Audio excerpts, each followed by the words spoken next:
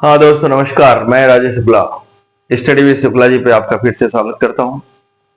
और जो आप लगातार विश्वास मेरे ऊपर बढ़ाते चले जा रहे हैं, कमेंट, सब्सक्राइब, लाइक इत्यादि के माध्यम से, इसके लिए आप सभी का बहुत बहुत हृदय से आभार प्रकट करता हूँ। अपने टॉपिक पे चले जाते हैं। 1919 के भारत शासन अधिनियम के बाद की स्थिति आज हम थोड़ा सा आपसे शेयर करेंगे। और उस दिन चूंकि क्लास थोड़ी लंबी हो गई, इस नाते हम कुछ पॉइंट्स वहां जो छूटे हैं उस पॉइंट्स को पहले नोट करवा देते हैं। कुछ फैक्ट हैं जो छोटे बड़े छूटे हैं।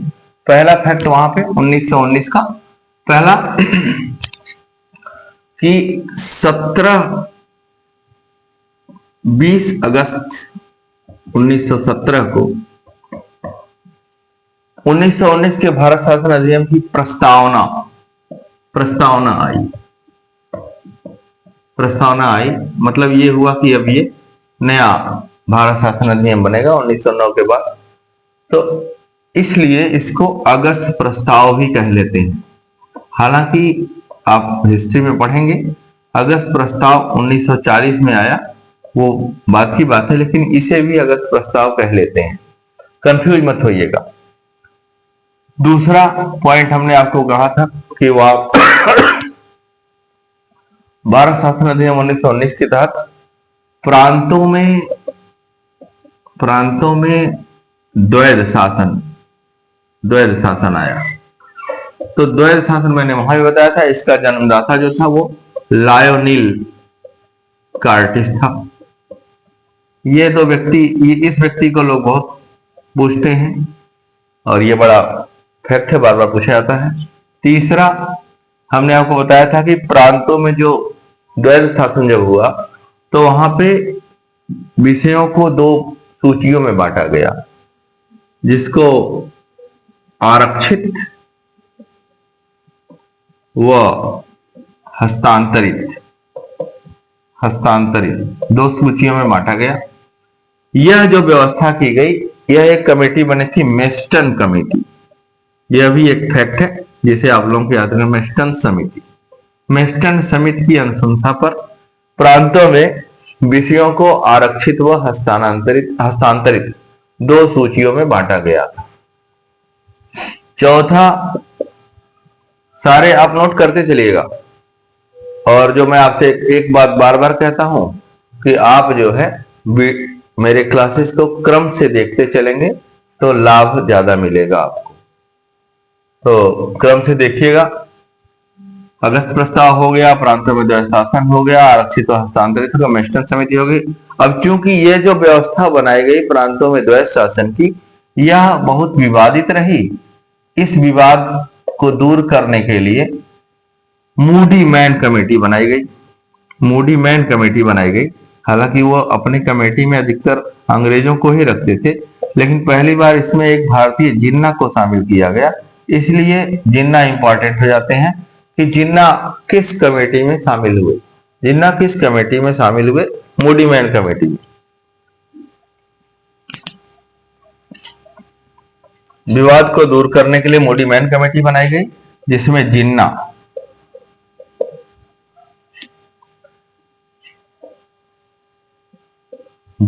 हालांकि बाद में ये हिंदू धर्म के आधार पर भारत के बंटवारे के प्रमुख नायक के रूप में उभरे। और ये कुछ पॉइंट्स हैं जो वहां उस दिन छूटे थे, आज आप इसको नोट जरूर कर लीजिएगा। सॉरी। और हमने आपको वहां बताया था कि 1919 के भारत शासन अधिनियम में यह व्यवस्था की गई कि 10 साल के बाद, हाँ एक बात और, 1919 के भारत शासन अधिनियम को मॉन्टेग्यू चेम्सफोर्ड सुधार कहा जाता है। जैसे 1909 को मार्लिमेंटो सुधार कहा जाता था, इसको मॉन्टेग्यू चेम्सफोर्ड सुधार कहा जाता है। और मॉन्टेग्यू चेम्सफोर्ड सुधार, इसको भी आप मॉन्टेग्यू चेम्सफोर्ड, ये तो बड़ा सामान्य सा क्वेश्चन है, लेकिन फिर भी हम चाहते हैं कि कोई पॉइंट ना छूटे। अगर कोई पॉइंट आप लोगों को लगता होगा कि छूट रहा है तो मुझे कमेंट करके बताइएगा जरूर, जिसको हम आगे मेंशन कर देंगे। हालांकि हम ये प्रयास करेंगे, हमने कहा भी था कि लंबा मेरा अनुभव है, तो हम ये प्रयास करेंगे कि आपके एक भी प्रश्न ना छूटे मेरे बताए हुए इस पढ़ाए हुए क्लासेस में। नोट्स बनाएंगे तो शायद ही कोई प्रश्न छूटे, एक आध प्रश्न हो सकता है छूट जाए भाई, कोई आदर्श नहीं होता, लेकिन फिर भी अगर छूटेगा तो आप जरूर कमेंट करिएगा।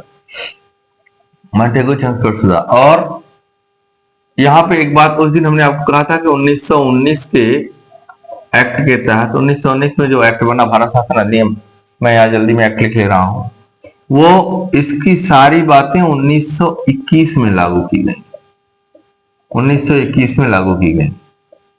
तो यहाँ वहां हमने आपको बताया था, हालांकि महिलाओं को पहली बार अधिकार मिला, लेकिन कुछ सीमित रूप में ही मिला। महिलाओं को पहली बार वोट देने का अधिकार, हालांकि ये अधिकार सबसे पहले न्यूजीलैंड ने दिया महिलाओं को वोट देने का जो अधिकार मिला।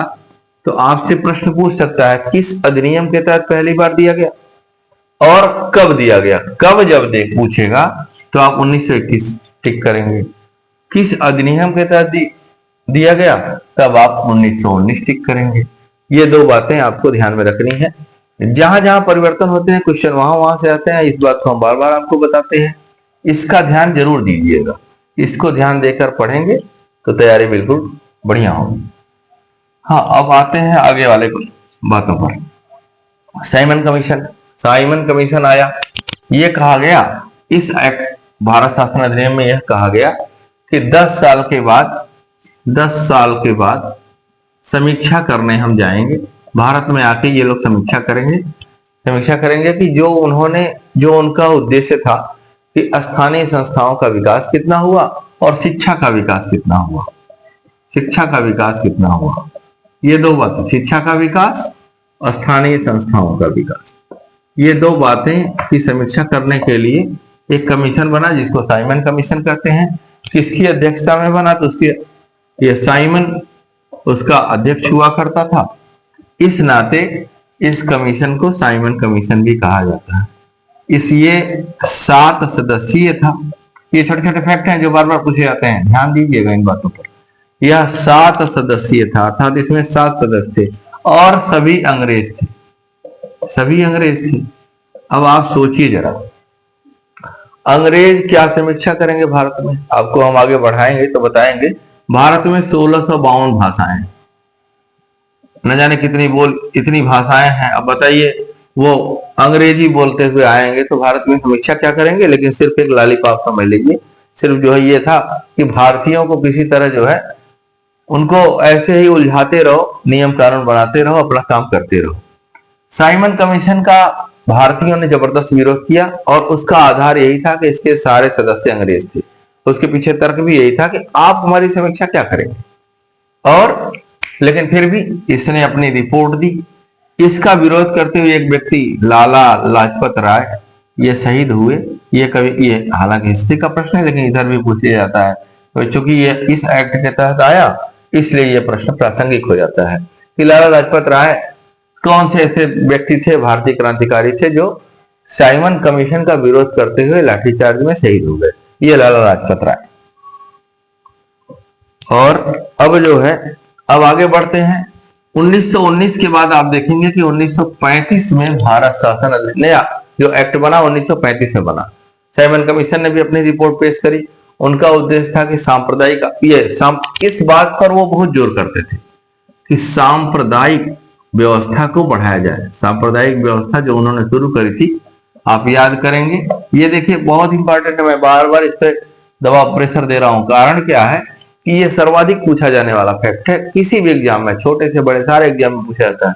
तो सांप्रदायिक व्यवस्था जो थी इसका विस्तार उन्होंने किया, विस्तार करने की बात की। डोमिनियन स्टेट्स की बात की। डोमिनियन स्टेट्स हमने समझाया था, केंद्र में उनकी सरकार रहेगी, राज्यों में आपकी सरकार रहेगी। ये व्यवस्था थी वहां पर। अब क्या हुआ कि भारत में अब इस समय जब ये 1920 हुआ, 1921 में ये बातें लागू की गई। 1920 में 1915 में हमने आपको बताया था गांधी जी आ चुके थे। 1920 में उन्होंने असहयोग आंदोलन चलाया। हालांकि इसको मैं आपको डिटेल में पढ़ाऊंगा, जब राष्ट्रीय आंदोलन पढ़ाऊंगा तब हिस्ट्री में। यहाँ थोड़ी थोड़ी मैं आपको हल्की हल्की झलक दे रहा हूँ। 1920 में असहयोग आंदोलन चला रहे थे गांधी जी, अहिंसा के पुजारी थे। इसी भी 1917 में रूस में क्रांति हुई। रूस में क्रांति हुई, क्रांति से प्रभावित होकर भारत में कुछ लोग जो है क्रांतिकारी विचारधारा के हो गए, जैसे भगत सिंह, बटुकेश्वर दत्त, चंद्रशेखर आजाद इत्यादि। ये लोग क्रांतिकारी विचारधारा। ये सब बात इसलिए बता रहा हूं कि इन बातों को हल्का हल्का आप जानेंगे तो सोचेंगे कि क्या कैसे वो व्यवस्था चला रहे थे, कैसे नियम कानून बन। थोड़ी सी हल्की सी हिस्ट्री की झलक है यहाँ पे। रूस में यह दो विचारधारा एक साथ चल रही थी। 1922 में गांधी जी ने असहयोग आंदोलन को स्थगित कर दिया। कारण था चौरी चौरा में एक घटना हो गई। गांधी जी चूंकि अहिंसा, वो चाहते थे कि अहिंसक आंदोलन चले। अगर हिंसा होगी तो उनको यह पता था कि ब्रिटिश सत्ता बहुत मजबूत है, वो ऐसा दमन करेगी कि दोबारा जनता आंदोलन के लिए उठ खड़ी नहीं होगी। फिर 1924 में, हाँ एक बात और, एक थोड़ा सा, जब आंदोलन, ये असहयोग आंदोलन की बात मैंने छेड़ी, 1922 में इसे स्थगित कर दिया गया। चौरी चौरा में 22 पुलिसकर्मियों को जिंदा जला दिया गया किसानों द्वारा थाने में बंद करके, क्योंकि इन पुलिसकर्मियों ने उन पर गोली चला दी। अब इस आधार पे गांधी जी ने असहयोग आंदोलन वापस ले लिया, तो कुछ नेताओं ने उनका उस तरह विरोध भी किया। जैसे सुभाष चंद्र बोस ने कहा कि जब यार आंदोलन बिल्कुल चरम पर था, हम जो है देश से ब्रिटिश सत्ता को उखाड़ फेंकते, ऐसी स्थिति में आंदोलन को वापस लेने की क्या आवश्यकता थी। ऐसे बहुत सारे तथ्य हैं जो पूछे जाते हैं, लेकिन गांधी जी को पता था कि अगर हमने आंदोलन समाप्त नहीं किया और ये बना रहा तो ब्रिटिश सत्ता अभी बहुत मजबूत है, दमन करेगी, तो आगे फिर भारतीय जनता वो खड़ी नहीं होगी आंदोलन के लिए। उनको यह भी पता था कि इतना जल्दी ये छोड़ने वाले नहीं है, क्योंकि वो अफ्रीका से आए हुए थे, बिल्कुल तपे तपाए थे, वहां भी उन्होंने बहुत जबरदस्त संघर्ष किया था। तो फिर अब इस असहयोग आंदोलन समाप्त हो गए तो लोग ये हुआ कि अब किया क्या जाए। और हमने आपको बताया था 1919 के भारत शासन अधिनियम में प्रत्यक्ष चुनाव प्रणाली लागू हो गई थी, प्रत्यक्ष चुनाव प्रणाली शुरू हो गई थी। तो कांग्रेस में ही कुछ लोग ऐसे थे, कांग्रेस उस समय आंदोलन का पर्याय थी, कांग्रेस में भी कुछ लोग ऐसे थे जो ये मान के चल रहे थे कि अगर हम विधायिका में शामिल हों, संसद में शामिल हो, चुनाव लड़के संसद में शामिल हो, वहां उनका विरोध करें तो इसका प्रभाव ज्यादा पड़ेगा।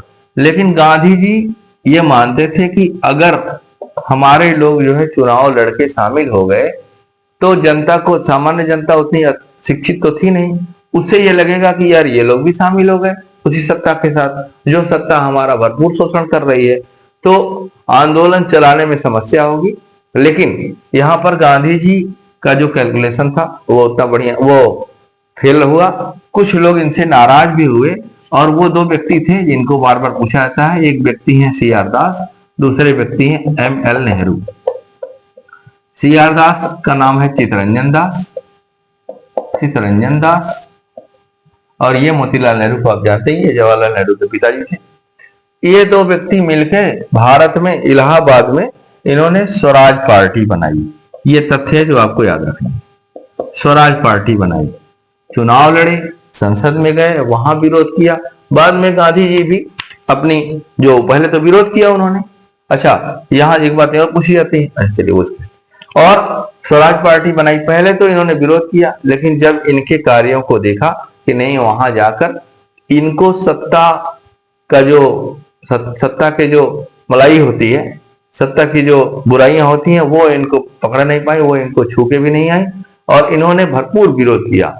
तब गांधी जी प्रसन्न हुए, उन्होंने कहा हाँ ठीक है। लेकिन 1925 में CR दास की मृत्यु हो गई और फिर से मोतीलाल नेहरू कांग्रेस में शामिल हो गए। तो ये एक परिवर्तन होता है, तो इस नाते यहां से प्रश्न पूछता है। अगली बात कि सॉरी, मौसम खराब है भाई, अस्वस्थ है थोड़ा सा हम, इसलिए बार बार आपको खांसी सुनाई दे रही है।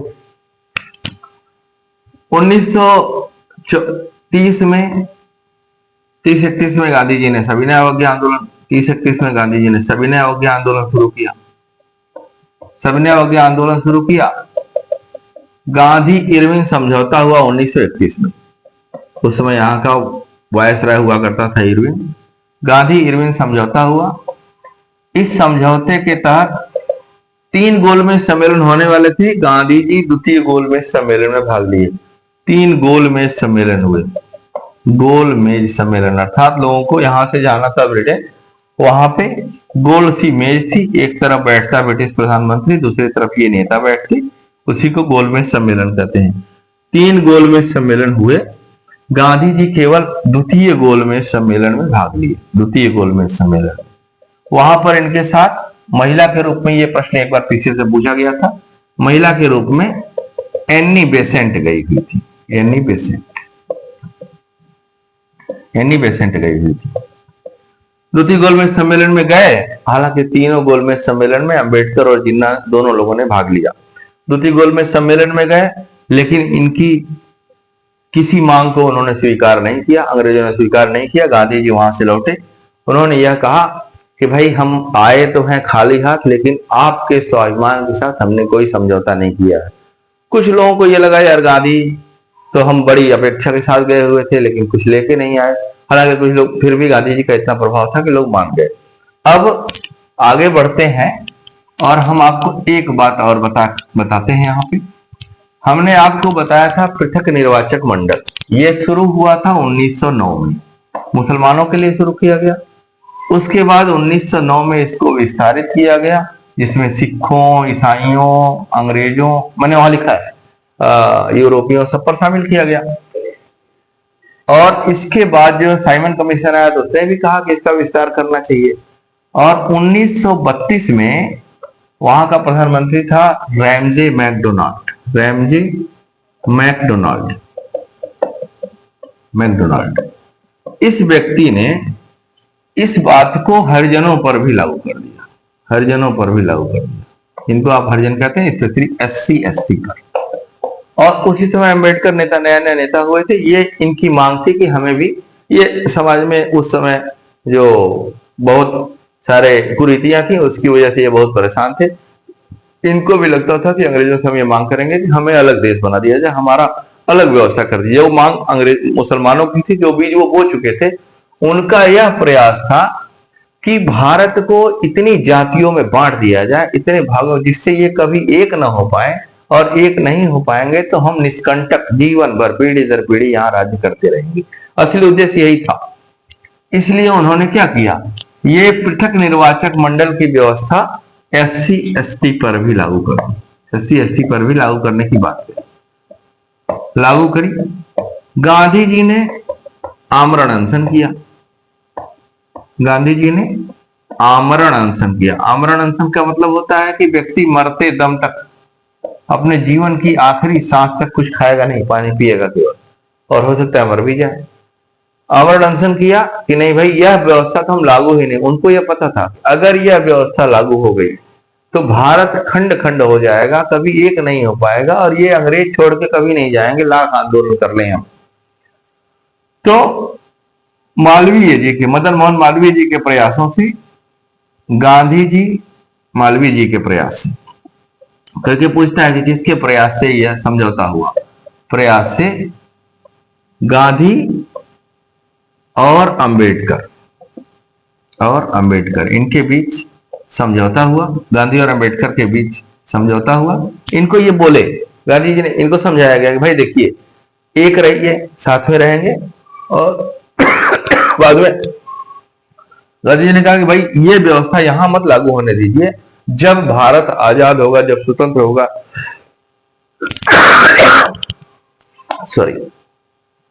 स्वतंत्रता प्राप्ति के बाद विधायिकाओं में आपको सीटें आरक्षित कर दी जाएंगी। आपके लिए सीटें आरक्षित, स्वतंत्रता प्राप्ति के बाद SC ST के लिए सीटें आरक्षित कर दी जाएंगी और नौकरियों में आरक्षण मिलेगा। इसी को 1932 का पूना पैक्ट कहते हैं। हालांकि मैंने इसको जल्दी में आपको बता दिया, क्योंकि ये थोड़ा मुद्दा था, थोड़ा परिवर्तन हुआ। इन्हीं परिस्थितियों के बीच 1935 का भारत शासन अधिनियम लागू हुआ। 1935 का भारत शासन अधिनियम ये बहुत बड़ा अधिनियम है, इसको हम आपको आगे पढ़ाएंगे अगले क्लास में। तो थोड़ी तबीयत भी मेरी नासाज है, तो ये जो बीच में आपको डिस्टर्ब सुनाई दे रहे हैं इसको जरा माफ करिएगा भाई। 1932 का पूना पैक्ट हुआ, ये बार बार पूछा जाता है, हिस्ट्री में पूछा जाता है, पॉलिटी में भी पूछा जाता है, इसलिए इन बातों का ध्यान रखिएगा। गांधी जी ने आमरण अनशन किया, SC ST और लागू क्यों किया गया ये मैंने आपको बता दिया। हमारा बस यह प्रयास है कि आप चीजों को समझ लें, बहुत इजी है। ये स्टडी विद शुक्ला जी, इस पे हम एक बात कहते हैं हंसी में कि GS इन मैंगो लैंग्वेज, आपकी भाषा में, सरल भाषा में। तो इन बातों को जरा ध्यान दीजिएगा, नोट्स बना लीजिएगा। गांधी जी ने आमरण अनशन किया कि भाई अगर यह व्यवस्था लागू हो गई तो समझ ले भारत खंड खंड हो जाएगा, कभी एक नहीं रह पाया, क्योंकि मुसलमान को अलग कर दिया, सिखों को अलग कर दिया, ईसाइयों को अलग कर दिया, सब पर पृथक निर्वाचक मंडल। अब पृथक निर्वाचक मंडल हमने समझाया था आपको, तो वो बात मैंने 1909 में बताई है। क्या है पृथक निर्वाचक मंडल, हल्का सा बता देते हैं। कम्युनिटी विशेष का जिसके लिए लागू किया जाएगा वही व्यक्ति खड़ा होगा, उसी कम्युनिटी के लोग उसे वोट करेंगे, बाकी लोगों का कोई मतलब नहीं है। इससे क्या होगा, इससे भारत खंड खंड हो जाता। इसको बचाने के लिए गांधी जी ने आमरण अनशन किया। मालवीय जी के प्रयास से गांधी और अंबेडकर के बीच वार्ता हुई और 1932 का पूना पैक्ट। बाद में जो आप SC ST के लिए सुरक्षित सीटें देखते हैं, वो आज जो व्यवस्था देखते हैं भारत में, वो यहीं पर ये वादा किया गया था इनसे कि नहीं, स्वतंत्रता प्राप्ति के बाद आपको सुरक्षित सीटें दी जाएंगी, क्योंकि अगर इनको नहीं दी जाती तो ये चुनाव नहीं लड़ पाते। वो सारी बातें बाद में बताएंगे। तो आज इन बातों को जो हमने फैक्ट बताया, ये थोड़ी बातें छूट गई थी, इसको ध्यान में रखिएगा। हल्का सा मैंने हिस्ट्री की झलक दी, बहुत कुछ नहीं, क्योंकि लंबा हिस्ट्री, बाकी सारी बातें हिस्ट्री में पढ़ाएंगे, तो यहाँ उसको बहुत ज्यादा फैलाने का कोई बहुत मतलब नहीं है। अब अगला जो मेरा क्लास होगा वो 1935 का भारत शासन अधिनियम। ये सबसे बड़ा, अब तक का ये सबसे बड़ा अधिनियम है, जो अगले क्लास में मैं देने का प्रयास करूंगा।